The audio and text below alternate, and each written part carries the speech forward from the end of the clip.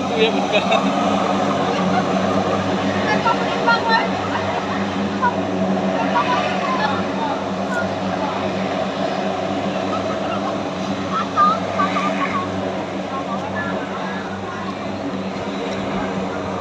Nanti ini lagi jadi main ekor. Ya, dia mulai pun.